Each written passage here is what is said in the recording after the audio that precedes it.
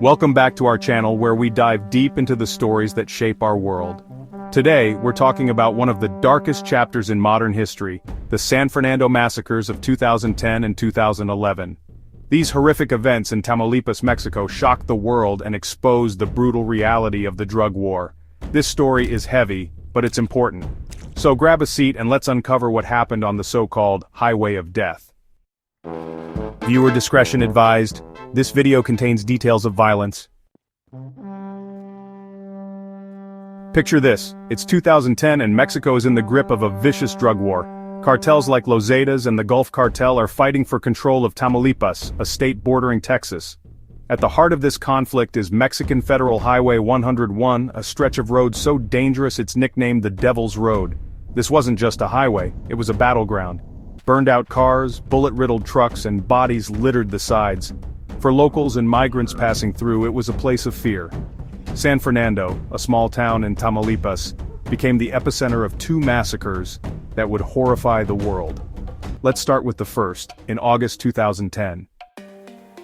In August 2010, Mexican naval infantry responded to a distress call from a young Ecuadorian migrant.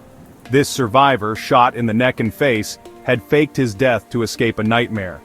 He led authorities to a ranch in El Huizachal, San Fernando, where they found something unimaginable. 72 bodies, 58 men and 14 women, mostly Central and South American migrants. They were blindfolded, bound, and executed with bullets to the back of their heads, their bodies stacked in a warehouse. Why did this happen? The Los Zetas cartel, one of the most ruthless groups in Mexico, was behind it. These migrants, hoping for a better life in the US, were caught in the crossfire of a turf war. The Zetas demanded ransoms or forced them to work as drug mules or hitmen.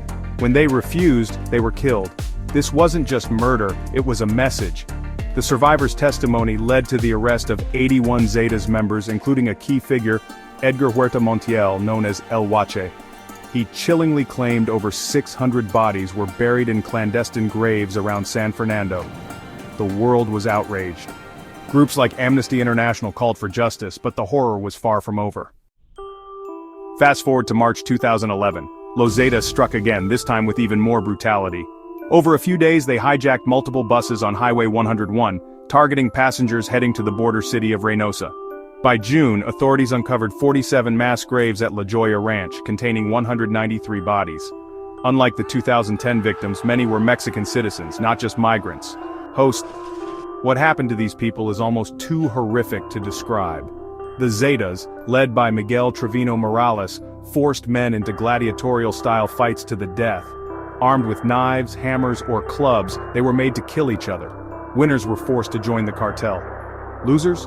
They were buried in those mass graves.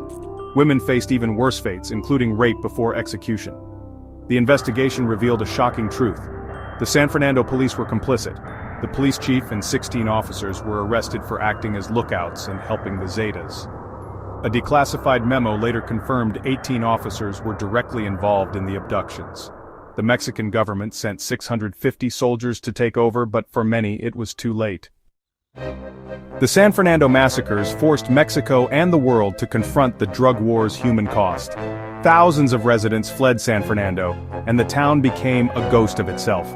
Human rights groups like the Foundation for Justice fought for answers, but activists like Ana Lorena Delgadillo faced harassment from authorities. Shockingly, no convictions have been reported despite the arrests. Host, these massacres weren't just about cartels, they exposed a broken system, corrupt police, unchecked violence, and the vulnerability of migrants and ordinary people. The Highway of Death became a symbol of everything wrong in the drug war. If you want to learn more, check out the links in the description for reports and survivor stories. And if this video moved you, hit that like button, subscribe, and ring the bell so you don't miss our next deep dive. Host, thanks for watching, and we'll see you in the next one.